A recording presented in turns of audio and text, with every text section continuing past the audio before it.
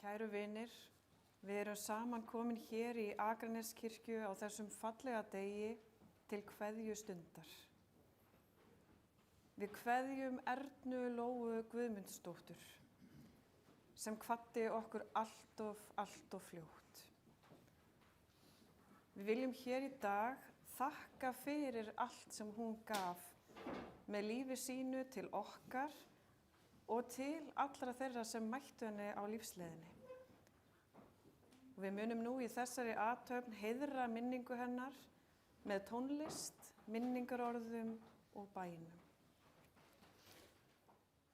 Það hefur borist ein kveðja frá ástvinum sem ekki gátu verið viðstödd hér í dag og ég flyt nú kveðju þeirra. Elías Ólafsson, Ólafur Tryggvi og Linda senda innilegar samúðarkveðjur til fjölskyldunar. Erna Lóa var dásamleg manneskja, litrík og skemmtileg. Hún var hjartahlý, gaf mikið af sér, var góð við alla og lýsti upp allt. Guð veri með þér, elsku frænka.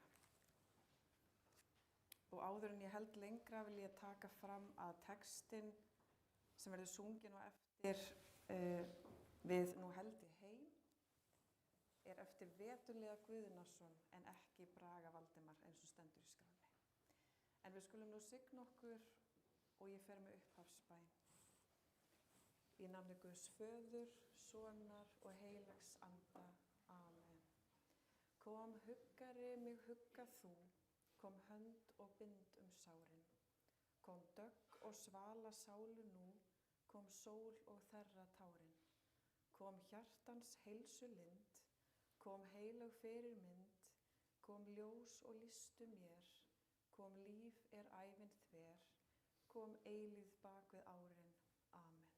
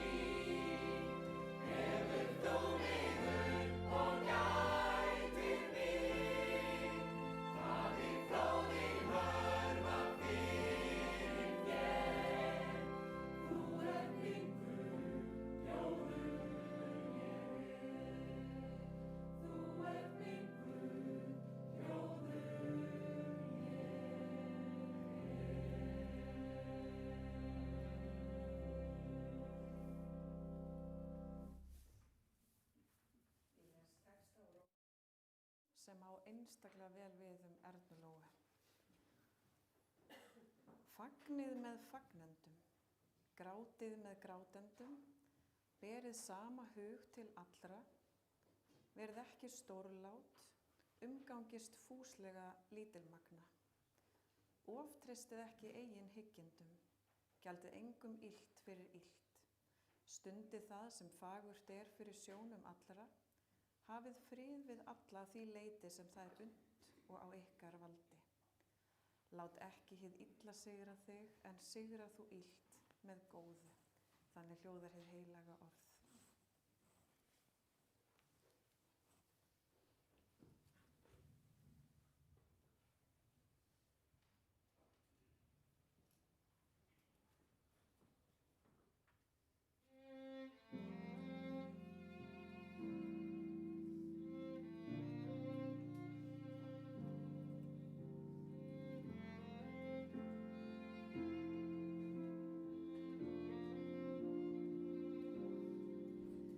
Les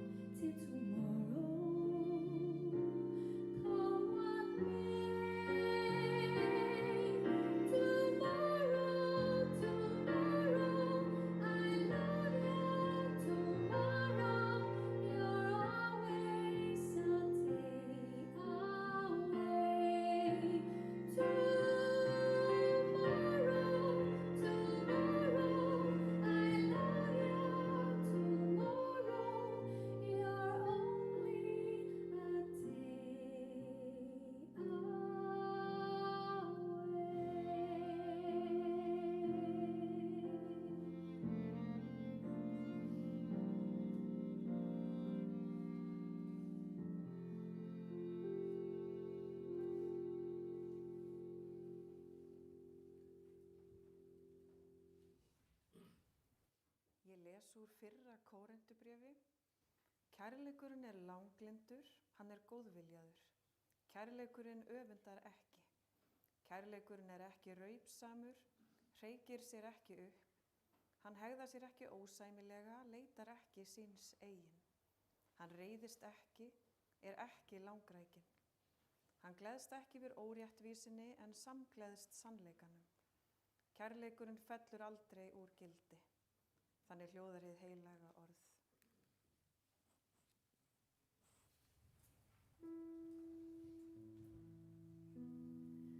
When all the world is a hopeless jumble and the raindrops tumble all around, heaven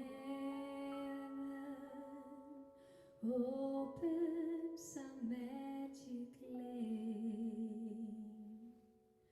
When all the clouds darken up the skyway, there's a rainbow highway to be found, leading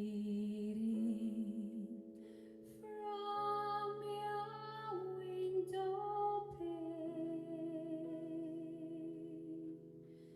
to a place behind the sun, just a step beyond the rain.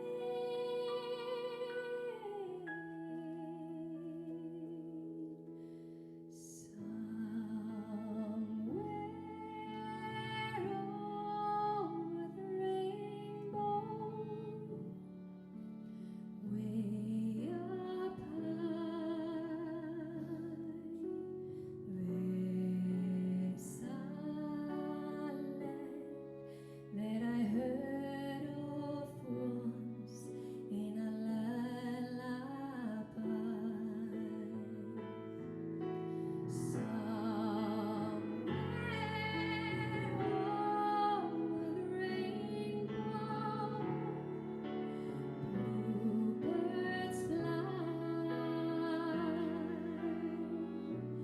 Birds fly over the rainbow.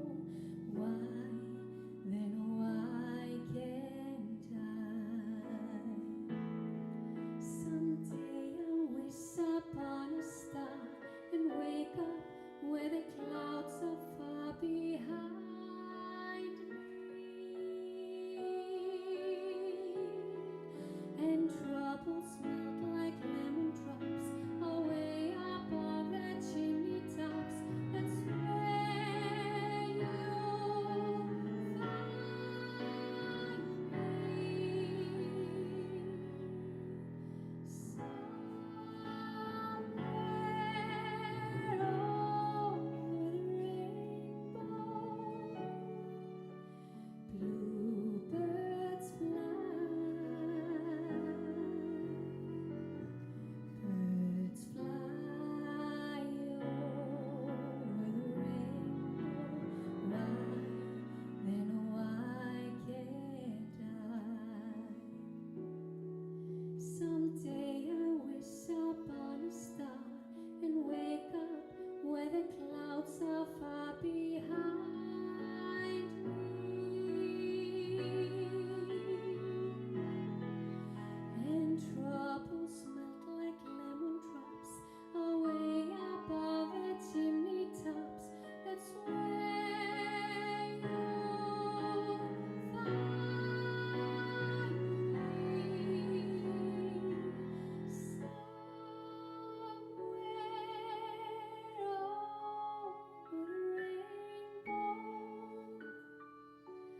Bluebirds fly.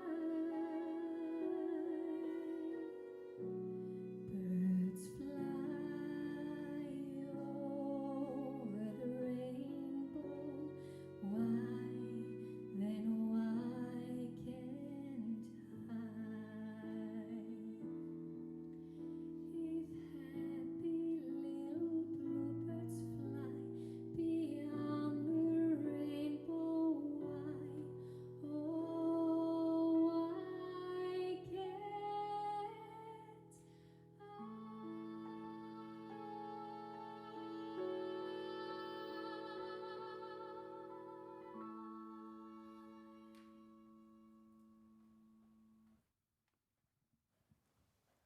Við skulum rísa á fætur ef við treystum okkur til.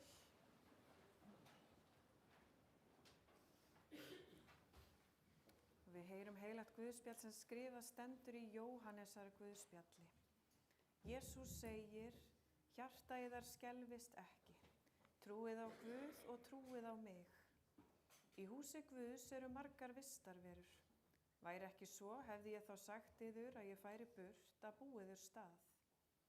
Þegar ég er farin burt og hef búið yður stað, kem ég aftur og tek yður til mín, svo að þér séuð einnig þar sem ég er. Veginn þangað sem ég fer þekkið þér. Þannig hljóðar hið heilaga Guðspjall.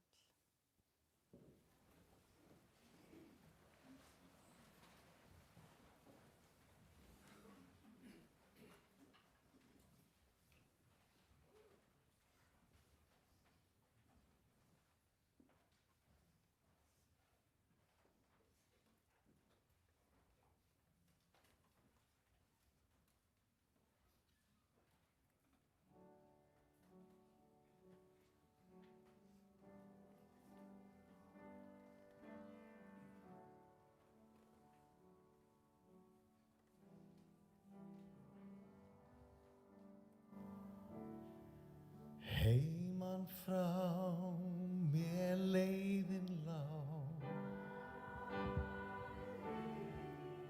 allt mitt undir eina þrá. Engin orð að segja þá, nú kem ég aftur ef ég má.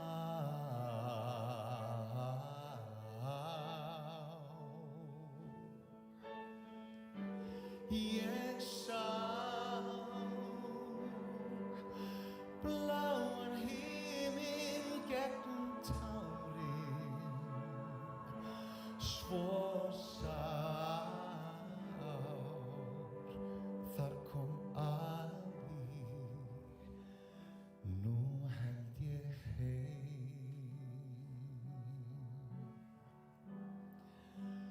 Nú held ég heim.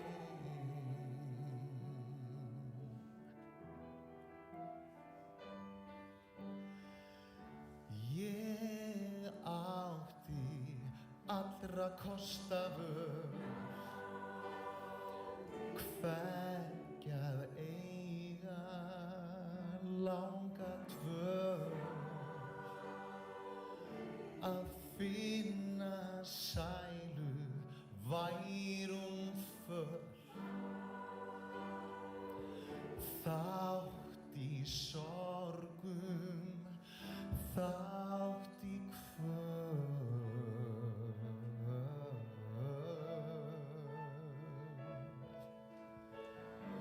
Ég sá bláan himinn gegnum tárin, svo sár þar kom að því, nú held ég heim.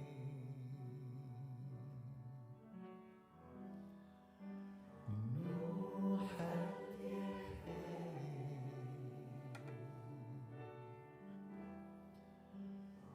Nú held ég heim.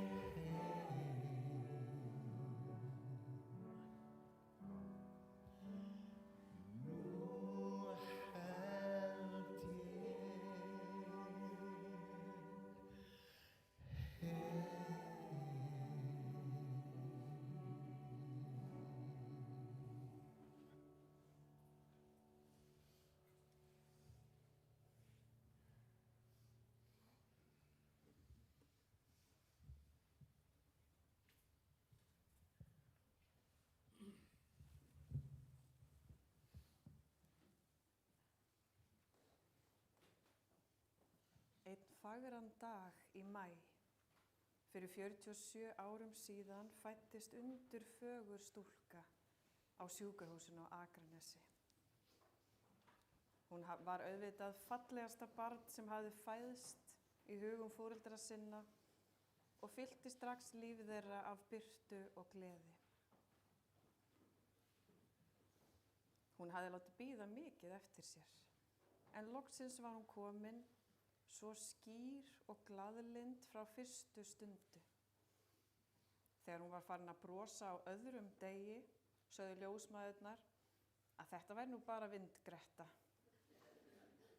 En daginn eftir kom ein ljósmóðurinn sérstaklega inn til móðurinnar til að segja að þetta hefði sannarlega verið alvöru bros. Og þetta bros, það var komið til með að vera og átti eftir að fylgja stúlkunni alla ævi og bræða hjörtu allra þeirra sem á vegi hennar urðu. Þessi dásamlega stúlka fékk svo nafnið sitt í höfuðið á ömmum sínum, Erna Lóa. Erna Lóa Guðmundsdóttir fæddist 22. maí árið 1979. Foreldrar hennar eru Ingibjörg Ólafsdóttir og Guðmundur Sörli Harðarsson. Foreldrar Ingibjargar eru Ólöf Guðlaug Sigurðardóttir og Ólafur Elíasson. Foreldrar Guðmundar eru Erna Sörladóttir og Hörður Guðmundsson. Ólöf Guðlaug og Hörður eru látin, blessuð sé minning þeirra. Systur Ernu Lóu eru Heiða Ösp og Hildur Sif. Eiginmaður Heiðu Aspar er Guðjón Heiðar Sigurðsson. Börn þeirra eru Áslaug Ýr, Elvar Ingi, Katla Lind og Guðmundur Hrafn. Maki Áslaugar er Daði Björnsson. Unnusti Ernu Lóu var Sebastian Beufre. Fyrstu æviárin bjó Erna Lóa í Saurbæ í Dalasýslu þar sem hún ólst upp í litlu og hlýlegu samfélagi. Hún var yndislegt barn, opinská, einlæg og lífsglöð og átti einstaklega auðvelt með að heilla fólk. Hún varð snemma altalandi og áður en langt leið þekkti hún flesta í Saurbænum með nafni. Fljótt lærði hún að sjarma gömlu bændurnar upp úr skónum og það var ekki óalgengt að þeir gaukuðu að henni nammi í kaupfélaginu á Skriðurlandi. Þegar Erna Lóa var 2 ára fæddist litla systir hennar Heiða Ösp. Þá kom strax í ljós sú mikla ábyrgðarkennd og umhyggja sem í henni bjó.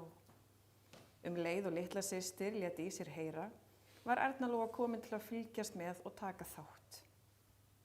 Henni fannst hún eiga systur sína líka og vildi því að sjálfsögðu vera með í uppeldinu. Hún talaði jafnvel fyrir hana því að Heiða var feimin og Erna Lóa alltaf til í að redda systur sinni. Þær systur deildu herbergi fram að unglingsárum. Þær áttu ekki mikið að leikföngum en nærðu í staðinn ímyndunaraflið. Skókassar gátu orðið að glæsilegum Barbie-bílum og klósettrúllur að hægindastólum. Þær unnu vel saman, Erna Lóa með höfuðið í skýjunum og Heiða með tærnar á jörðinni, svo mættust þær á miðri leið. Það kom snemma í ljós hversu lagviss Erna Lóa var og fljót að læra texta. Hún kunni öll barnajólalögin og söng hástöfum á jólaböllum frá 2 ára aldri. Hún söng, sýndi listir sínar og setti upp leikrit hvar sem áhorfendur fengust. Feimin var hún ekki. Gæfist tækifæri til var sett upp sýning, hvort sem það var borð í Akraborginni, í Skagaveri eða heima í stofu. Hún elskaði að klæðast búningum, skapa persónur og búa til litla ævintýra heima. Og sú gleði breyttist ekkert þótt hún yrði eldri. Búningar, leiklist og sköpunargleði fylgdu henni alla tíð og urðu stór partur af því sem einkenndi hana. Fjölskyldan flutti nokkru sinnum á þeim árum sem Erna Lóa var að alast upp. Tíma bjuggu þau á Akranesi, þar sem hún naut þess að vera í nánu sambandi við ömmu sína og afa og frændfólkið sitt. Reglulega fóru þau vestur í Dali og þar nutu systurnar þess að dvelja í sveitinni hjá ömmu og afa og Möggu og Þresti, umvafðar náttúrunni, frelsinu og kærleikanum sem þar beið þeirra. Það voru mörg ævintýri sem þær lentu í með frændum sínum og frængum í sveitinni góðu. Frá Akranesi flutti fjölskyldan á Patreksfjörð og þar var gott að búa. Erna Lóa naut þess frelsis sem fylgdi lífinu í litlum bæ þar sem allir þekktust og börnin gátu hlaupið frjáls út að leika. Árin á Patreksfirði voru Ernu-Lóu góð og þar eignaðist hún marga vini. Eftir leikskóla hóf hún nám í grunnskólanum á Patró og var orðin læs þegar hún var aðeins 6 ára. Þar bjó hún í nágrenni við læk og móa og þar þótti systrunum yndislegt að leika sér með vinum sínum og vinkonum. Þær gátu unað sér tímunum saman út í náttúrunni og komu heim með rauðar kinnar og bros á vör. Fjölskyldan flutti til Reykjavíkur haustið sem Erna-Lóa hóf námi í 9 ára bekk í Seláskóla. Það reyndist henni erfitt að flytja úr örygginu fyrir vestan og þurfa að aðlagast nýjum veruleika í borginni. Nokkrum árum síðar fluttu þau í annað hverfi og enn þurfti hún að skipta skóla og byrja upp á nýtt við nýjar aðstæður. Það var ekki hægt að horfa fram hjá því að Ernu-Lóu leið ekki vel fyrstu árin sín í Vogaskóla. En þegar Sandra og Kristrún kom í bekkinn, breyttist hins vegar allt til hins betra. Með þeim myndaðist djúp og traust vinátta sem stóð órofin alla ævi Ernu-Lóu. Þær urðu henni ómetanlegar og voru hluti af þeim góða vinahóp sem fylgdi henni í gegnum lífið. Þegar Erna-Lóa var 15 ára, fæddist yngsta systirinn, hún Hildur Sif. Erna sá ekki sólina fyrir litlu systur sinni. Henni þótti fátt skemmtilegra en að klæða hana upp og auðvitað þurfti alltaf verið í stíl. Þær Erna og Heiða keftust að gera litlu systur fína og sumir sögðu að Hildur hefði í raun átt 3 mömmur. Hildi þótti ómetanlegt að eiga svona góða stóru systur sem sýndu henni ómælda umhyggju og kenndi henni svo margt. Eitt af því sem Erna-Lóa kenndi henni var að vera alltaf hún sjálf. Að falla aldrei inn í hóp með því að breyta sjálfur sér, því að það væri ekki þess virði. Hildur átti líka skemmtilega minningu frá því að hún var 6 ára og Erna-Lóa 21 árs. En þá bað Erna hana að koma til sín að því hún ætlaði að hvísla að henni eitthvað svakalegt leyndarmál sem ekki mætti segja neinum. Svo hvíslaði hún: "Þú ert prumpuras og ég er rassaprump. Og það má enginn vita af þessu." Hildur, 6 ára, tók þessu auðvitað mjög alvarlega og sagði engum frá. Það var svo ekki fyrir hún var 12 ára gömul sem kom í ljós að þetta hefði verið grín. En gælunöfnin héldu þær alltaf áfram að nota fram á síðasta dag. Samband systranna þriggja var alla tíð einstaklega náið. Þær voru ólíkar en tengdu sterkum böndum og báru mikla ást hver til annarar. Frændsystkini Ernu-Lóu litu líka öll mikið upp til stóru frænku sinnar og biðu eftir næstu sniðugu hugmynd frá henni. Börn löðuðust að henni alveg frá því að hún var sjálf barn og hún gat leikið sér við börn alveg sama hve gömul þau voru. Það var ekki til betri barnapía en Erna-Lóa. Hún var alltaf að skapa einhver ævintýri með krökkunum og sögurnar hennar og leikritin voru þau allra skemmtilegustu. Það er því stórt skarð í hópnum nú þegar hennar nýtur ekki lengur við. Erna-Lóa elskaði fjölskyldu sína og vini af öllu hjarta. Hún var þeim alltaf innan handar, studdi þau og hvatti áfram og naut hverrar stundar með þeim. Ef einhver kom til hennar leiður eða með þungan hug þá tókst henni að breyta því í bros og fullt hjarta af gleði. Hún hafði svo sterka samkennd með fólki og mátti ekkert illt sjá. Hún tók það inn á sig ef einhverjum leið illa og hafði lítið þol fyrir reiði og ósanngirni. Hún var svo einlæg og það voru allir góðir í hennar augum. Hún sá alltaf það besta í öðrum. Þannig hún var alltaf jafn hissa þegar í ljós kom að það var ekkert endilega alltaf svoleiðis. Þegar Erna-Lóa hóf nám í framhaldsskóla fjölgaði vinunum heldur betur. Jónína, Anna Dóra, Unnur, Nanna og Óli Helgi bættust í hópinn ásamt Söndru og Kristrúnu og vinátta þeirra hélst órofin alla tíð og var Ernu-Lóu einstaklega dýrmæt. Í Fjölbrautaskólanum birtist aftur lífsglaða stúlkan með bjarta brosið í allri sinni dýrð. Hæfileikar hennar fengu að njóta sín á ný og hún lifði lífinu af miklum krafti. Hún elskaði vini sína og naut félagslífsins til hins ídrasta.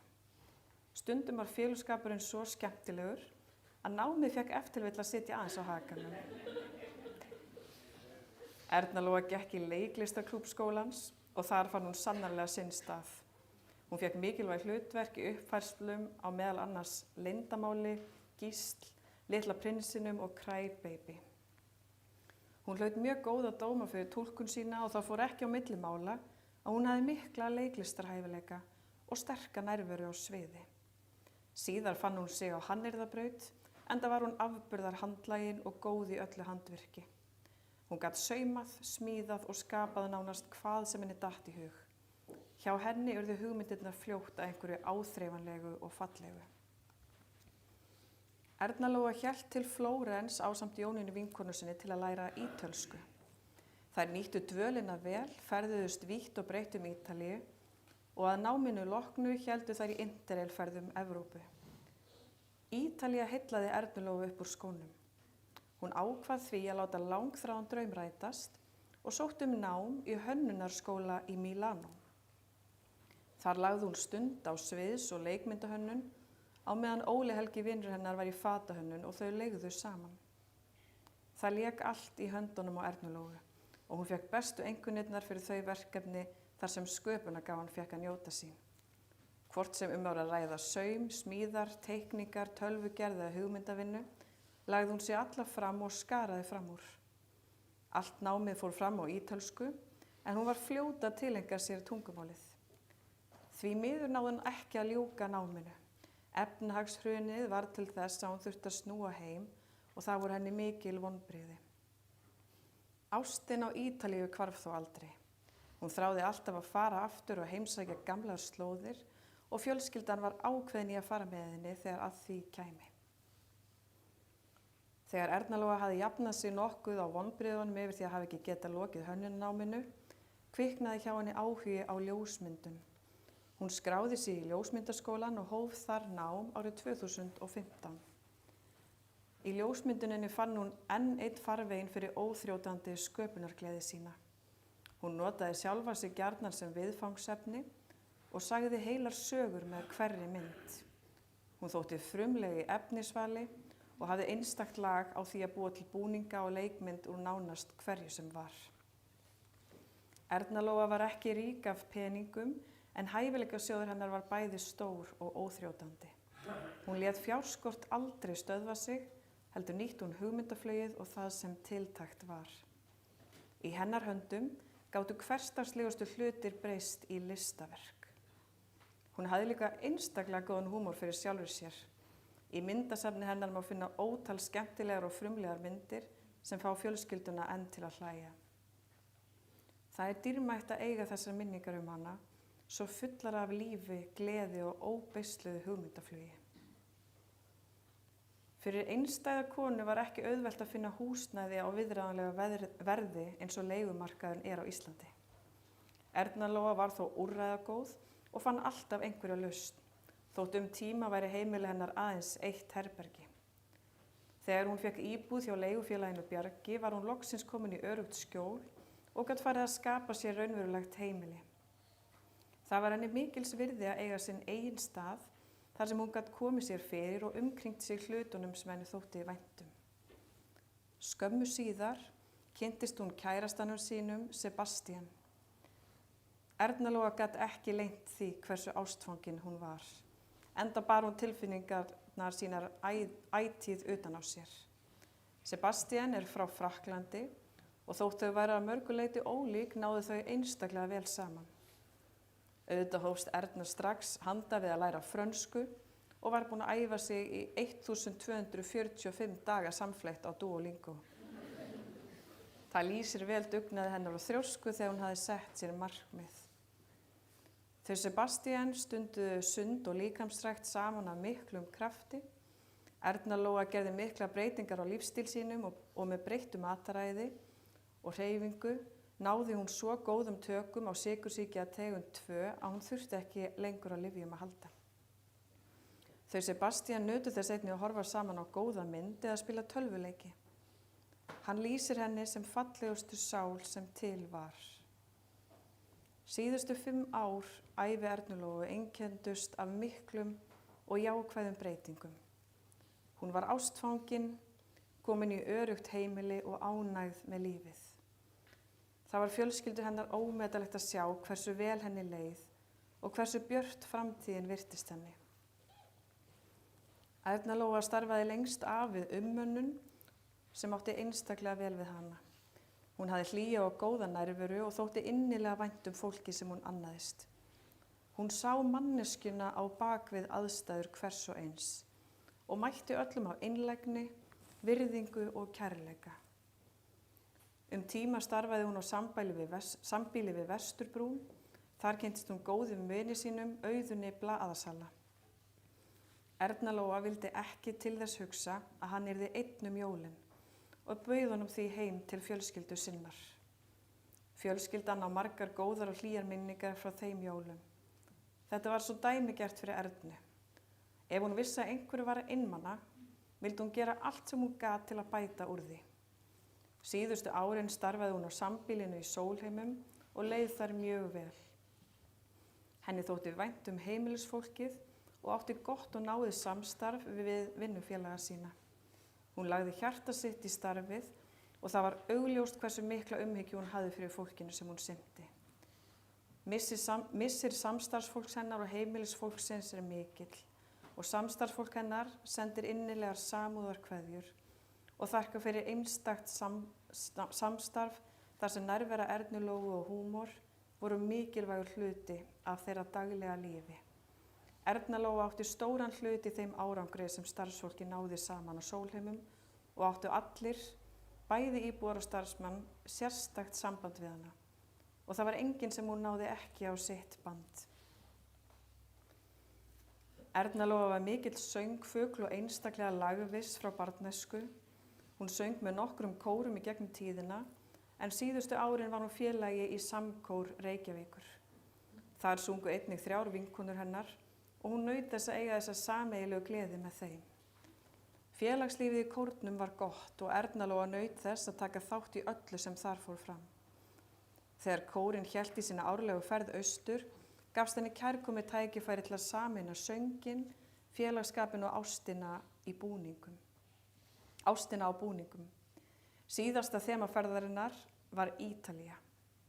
Og auðvitað mætti Ernulóa í eftirminnilegum búningi sem Spaghetti Bolognese. Búningurinn var allur heimatilbúinn, einstaklega frumlegur og glæsilegur eins og henni einnig var lagið. Þar sameinaðist svo margt sem einkenndi hana, sköpunargleðin, húmórinn, ástin á Ítalíu og hæfileikinn til að gleðja alla í kringum sig. Þannig var Ernulóa. Hún lét sér aldrei nægja að mæta bara á staðinn. Hún mætti af heilum hug, gjarnan í stórkostlegum búning, með geislandi bros og tilbúin að gera stundina eftirminnilega fyrir alla. Líktu sérhvert sólarlag, sem þitt hinsta væri það. Því morgni eftir orðinn dag, enginn gengur vísum að. Segir í texta eftir Braga Valdimar Skúlason sem verður sunginn hér á eftir. Ernulóa hafði einstaka lagni í að nýta sérhvert sólarlag og sérhverja stund eins og það væri hennar síðasta og draga aðra með sér í núið til að njóta lífsins. Og svo erum við harkalega minnt á það hér og nú að enginn gengur vísum að. Þegar ung kona í blóma lífsins verður bráðkvödd í draumaferð með fjölskyldinu sinni, þá stöndum við eftir með ótal spurningar. Spurningar sem við höfum engin svör við, því að þetta er svo óskiljanlegt og sárt. Tómleikinn mikill og sorgin yfirþyrmandi. En það eitt sem við vitum og það að minningin Ernulóu mun alltaf fá að lifa. Gleðin, góðmennskan og umhyggjan, það svo margt sem hún skilur eftir sig og það svo margt sem hægt að taka til fyrirmyndar fyrir okkur sem eftir erum. Og þannig getum við haldið minninguna hana á lofti. Hún hafði svo einstök áhrif á fólki sem hún mætti á lífsleiðinni af því hún var svo einlæg. Hún fór ekki í manngreinarálit og hún hvatti alla til að vera nákvæmlega eins og þau eru og hvatti þau til að taka pláss. Fólk fann til öryggis, hlýju og kærleika í kringum hana. Hún var skemmtileg, glaðlynd, klaufi, falleg, húmoristi, hjálpsöm, hugmyndarík, hugrökk, klár og brosmild svo eitthvað sé nefnt. Á svona stundu er einhver huggun í því að trúa að við hittumst aftur einhver staðar, einhver tíman. Þangað til þá höldum við áfram að tala Ernu Lóu og þakka fyrir allt sem hún gaf með lífi sínu.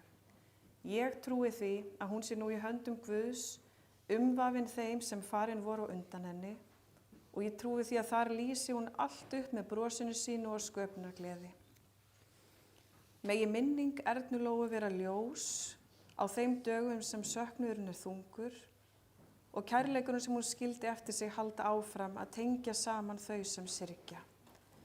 Að leiðarlokum kveðjum við Ernu Lóu með einlægri þökk fyrir samfylgdina og felum hana Guði.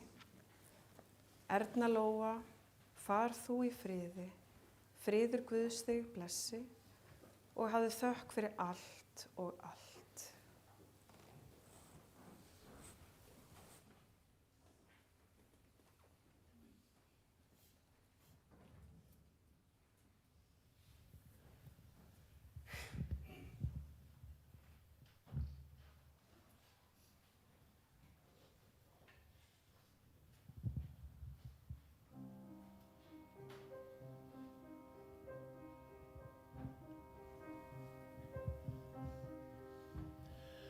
Við svífum upp í geim, við ferðumst gegnum mánanótt,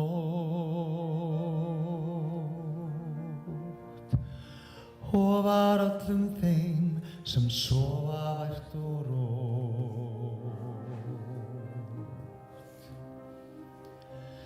Ég held þér afar fast í gegnum myrkri næturblátt. Ég finn að frá ég get með þér svo heiminn haft.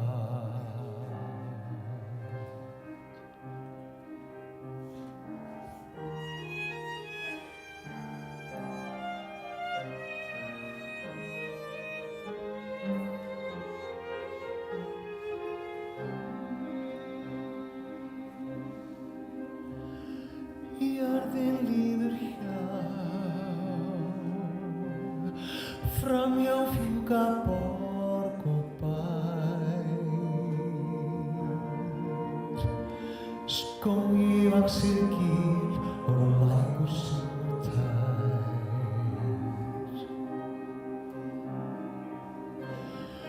Börnin stara á opinn mitt, nætur engin slíka furðusjón áður sá. Við syndum gegnum geim, við fljúgum gegnum frosin ský. Fjallstindar á jörð seilast okkur í.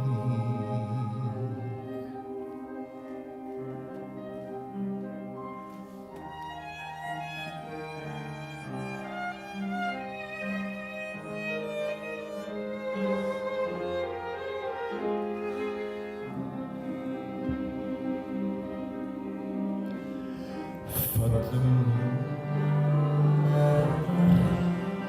rannir að djúpuna, vekjum með því kynjadýr sem lúrir frá. Við svífum í geim, við dönsum gegnum myrkri hlýtt og þeir sem okkur sjá heilsa okkur blítt.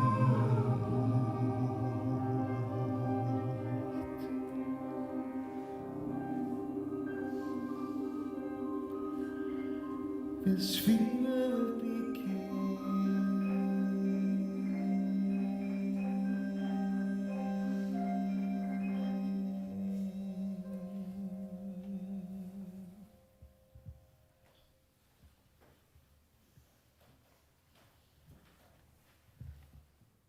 Við skulum sameinast í bæn. Guð, við komum fram fyrir þig á sorgarstundu með söknuð og þakklæti í hjarta. Heyr bænir okkar þegar við biðjum þig að blessa Ernu Lóu sem við nú felum þér. Við þökkum þér allt það sem hún gaf með lífi sínu og biðjum þig að blessa minningu hennar. Við biðjum fyrir fjölskyldinu hennar, fyrir vinum hennar og fyrir ástvinum hennar öllum. Blessa þau, Guð. Við biðjum þig að vera með okkur í sorginni og leiða okkur í gegnum hana, svo að við fáum séð ljósið sem lýsir okkur. Viltu gefa að getum verið hvert öðru styrkur á erfiðum tímum. Í Jesú nafni. Amen. Og við biðjum öll saman, Faðir vor, þú sem ert á himnum, helgist þitt nafn, tilkomið þitt ríki, verði þinn vilji svo á jörðu sem á himni.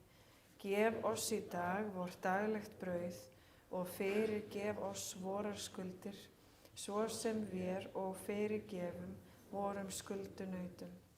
Eigi leið þú oss í freistni, heldur frelsa oss frá illu, því að þitt er ríkið, mátturinn og dýrðin að eilífu.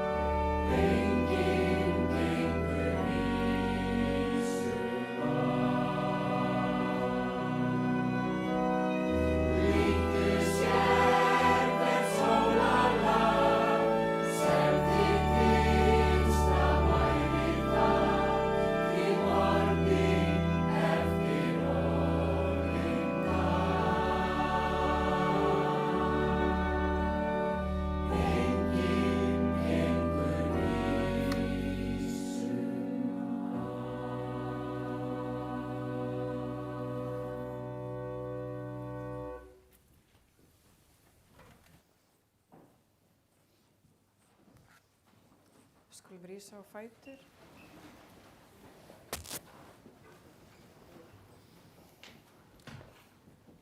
Jesús sagði, ég er upprisan og lífið.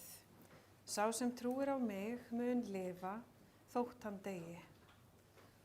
Erna Lóa, af jörðu ertu komin,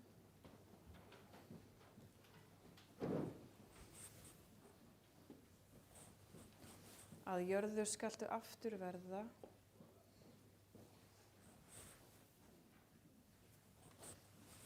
af jörðu skaltu aftur upprísa. Veit Ernu Lóu, ó Guð, þína eilífu hvíld og lát þitt eilífa ljós lýsa henni. Hún hvíli í þínum friði. Amen. Ástvinir þakka samúð og vinarhug og bjóða viðstöddum að þiggja veitingar í safnaðarheimilinu vina minni að athöfn lokinni. Anda áfram eða treystu ykkur til í minningu Ernu Lóu.